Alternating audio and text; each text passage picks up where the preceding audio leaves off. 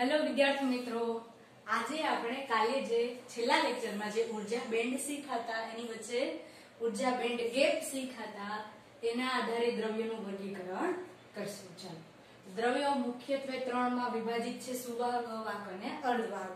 આપણે આ ચેપ્ટરની ચર્ચા કરીએ એના પ્રમાણે.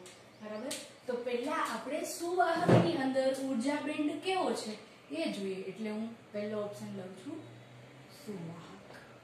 બરાબર, તો ચલો, ઉર્જા બેન્ડ માટે તો હંમેશા આકૃતિ દોરવી જ પડે છે. તો ઇલેક્ટ્રોનની ઉર્જા હોય આ રીતે. શું હોય?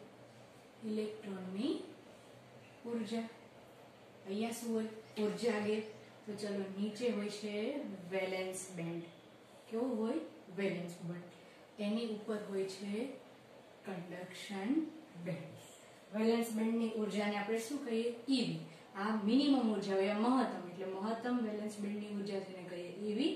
અને કન્ડક્શન બેન્ડની મિનિમમ ઉર્જા એટલે કે ઈસી. આ બે વચ્ચે જે ઉર્જાનો ગેપ હોય, જેને આપણે ટૂંકમાં કહી દઈએ ફોરબિડન એનર્જી ગેપ, અથવા તો ઉર્જા ગેપ, અથવા તો ઉર્જા બેન્ડ ગેપ, ઈજી. બરાબર. હવે ઇલેક્ટ્રોન ક્યાં આવેલા હશે? તો કે વેલેન્સ બેન્ડની અંદર શું હશે? અમુક ઇલેક્ટ્રોન આવેલા હશે. તો ચલો અહીંયા ડ્રો કરીએ. જરૂર નથી કે વેલેન્સ બેન્ડ આખો ભરાયેલો હોય, અંશતઃ ભરાયેલો હોય છે. બરાબર, વેલેન્સ બેન્ડમાં અંશતઃ આ ઇલેક્ટ્રોન આવેલા હોય છે, ભરાયેલ છે, અને કન્ડક્શન બેન્ડ આપણો ખાલી છે. એની અંદર અંશતઃ ઇલેક્ટ્રોન ભરાયેલા છે. આ કઈ રચનામાં હોય છે આવું? તો કે સુવાહકની અંદર. હવે સુવાહકમાં આ ટાઈપની રચના હોય છે, આ એ પ્રકારની રચના, અને હજી એક બી પ્રકારની રચનાઓ પણ જોવા મળે છે. તો જોઈએ બી પ્રકારની રચના કેવી હોય છે.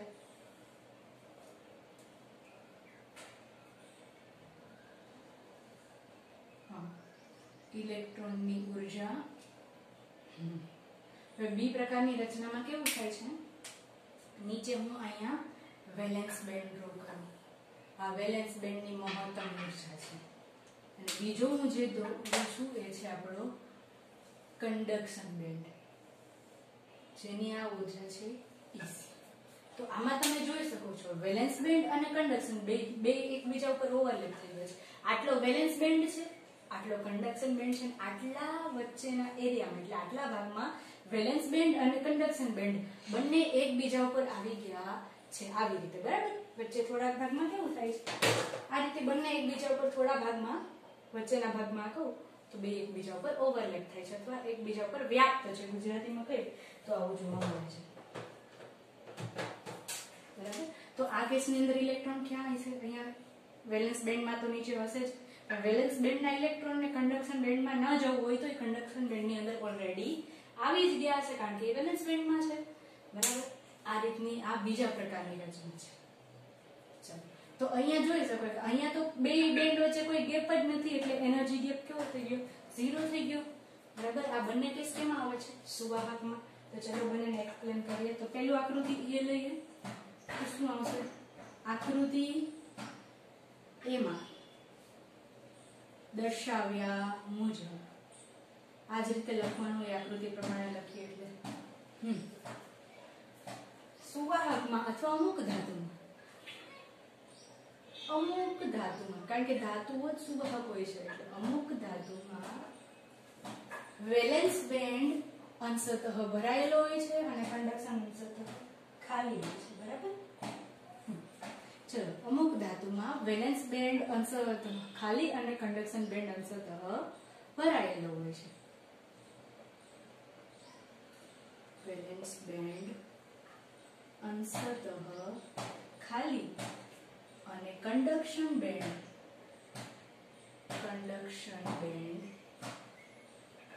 અંશતઃ ભરાયેલો હોય છે. તેમજ આ બંને બેન્ડ વચ્ચેનો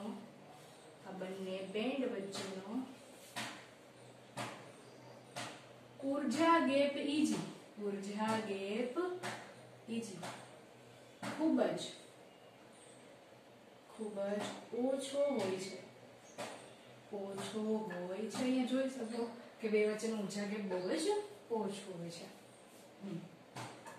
તેથી સામાન્ય તાપમાને અત્યારે જે નોર્મલ તાપમાન હોય ત્યારે, તેથી સામાન્ય તાપમાને ઇલેક્ટ્રોન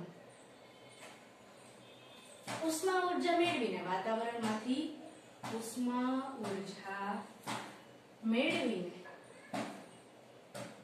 કંડક્શન બેન્ડમાં જઈ શકે છે. તેમજ જો હવે અહીંયાના ઇલેક્ટ્રોન ક્યાં જશે? કંડક્શન બેન્ડમાં. તો અહીંયાનો બેન્ડ એક ખાલી થશે ને, વેલેન્સ બેન્ડના ઇલેક્ટ્રોન કંડક્શન બેન્ડમાં જતા રહે તો વેલેન્સ બેન્ડનું ઉપરનું સ્તર ખાલી થઈ જાય. તો એના લીધે શું થાય? નીચેના સ્તરના ઇલેક્ટ્રોન વેલેન્સ બેન્ડના ઉપરના સ્તરમાં આવે. બરાબર છે? તો મેળવી કંડક્શન બેન્ડમાં જઈ શકે છે અને વેલેન્સ બેન્ડના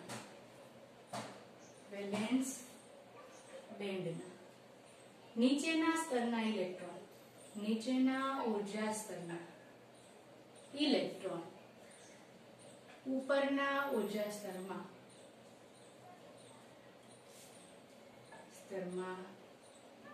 જાય છે.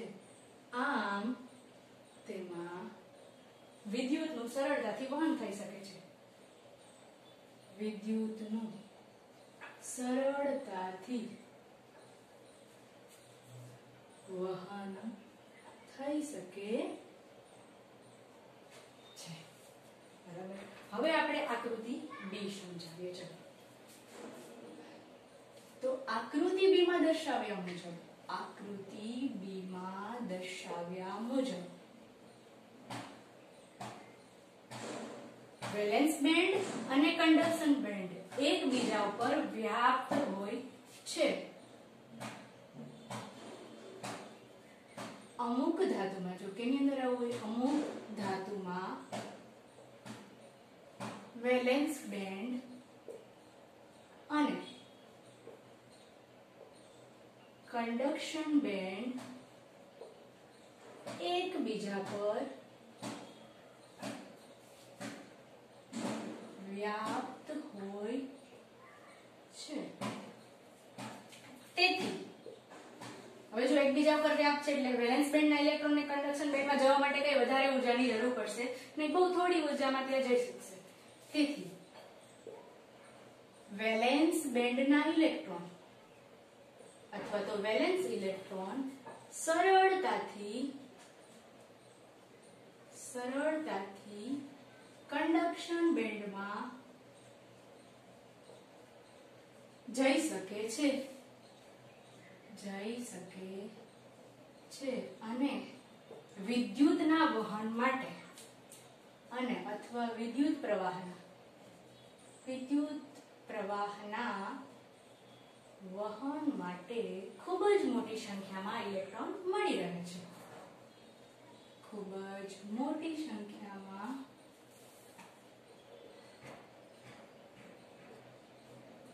ઇલેક્ટ્રોન મળી રહે છે. તેથી આવી ધાતુઓ સુવાહક તરીકે વર્તે છે. તેથી આવી ધાતુઓ સુવાહક તરીકે વર્તે છે.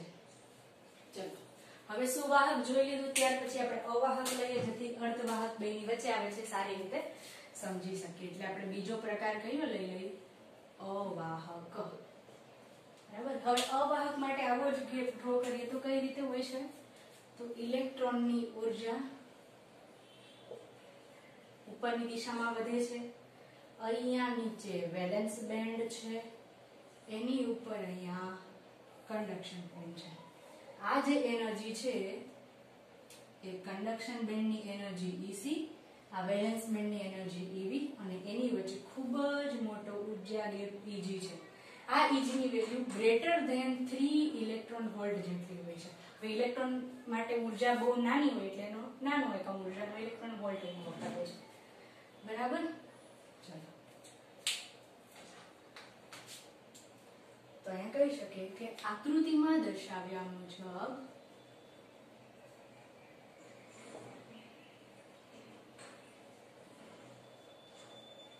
અમુક દ્રવ્યોના સ્ફટિકમાં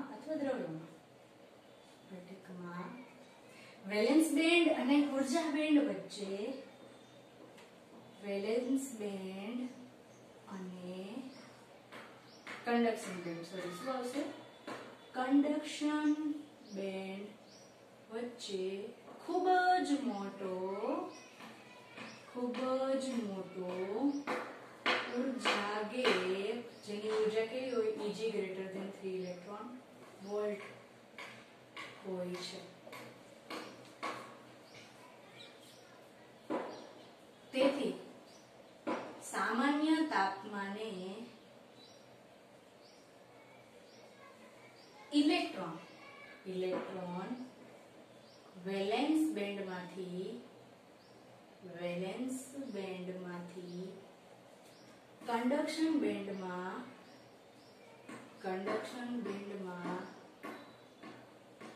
જઈ શકતા નથી.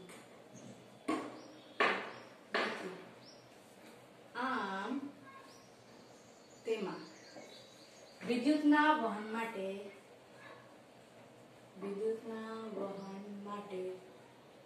મુક્ત ઇલેક્ટ્રોન ન હોવાથી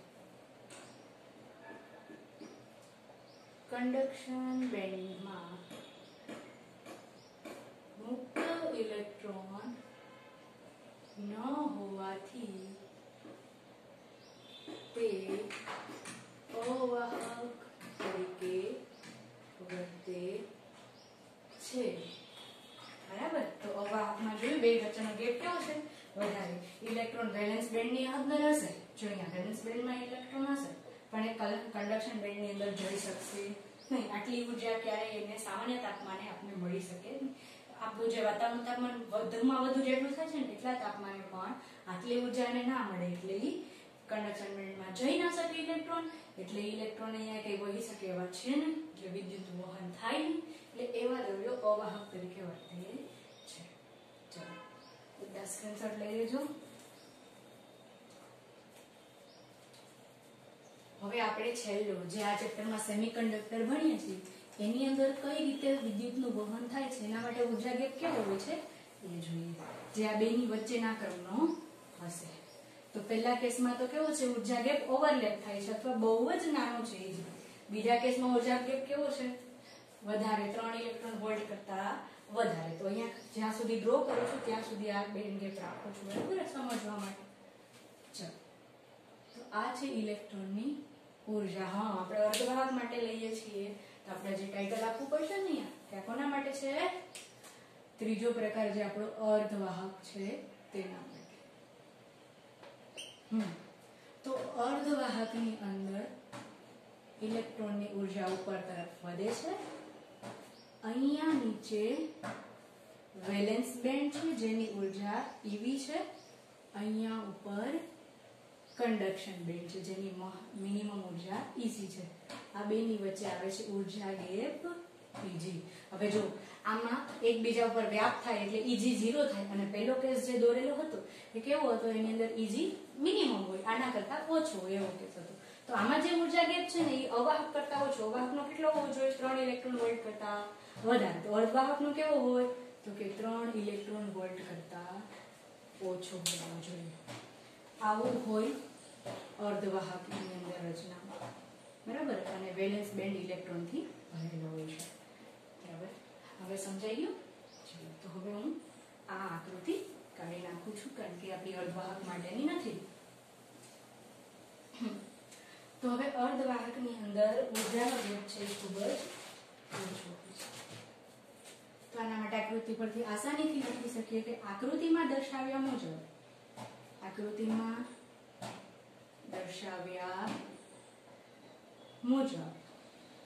અમુક દ્રવ્યોમાં વેલેન્સ બેન્ડ અને કંડક્શન બેન્ડ વચ્ચેનો ઉર્જા ગેપ અને કંડક્શન બેન્ડ વચ્ચેનો ઉર્જા ગેપ કેવો હોય 3 ઇલેક્ટ્રોન વોલ્ટ કરતા ઓછો હોય છે.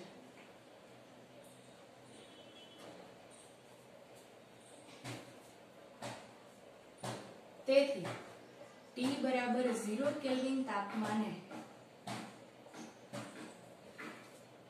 કંડક્શન બેન્ડમાં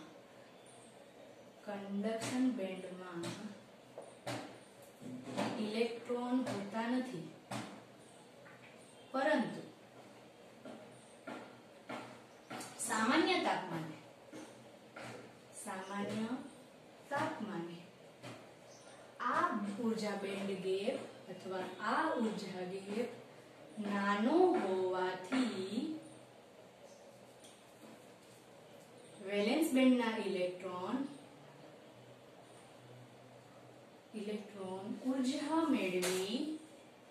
ઊર્જા મેળવી કંડક્શન બેન્ડમાં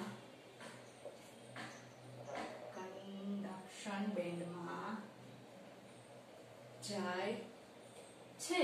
એટલે જો આ ઊર્જા ગેપ નાનો હોવાથી અહીંયા અમુક ઇલેક્ટ્રોન કંડક્શન બેન્ડમાં આવશે. સુવાહક જેટલા ઇલેક્ટ્રોન આવશે ને એના કરતા ઓછા આવશે,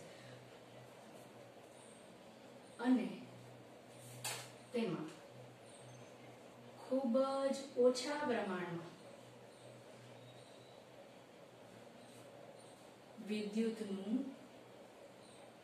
વહન થાય છે. આવા દ્રવ્યોને અર્ધવાહકો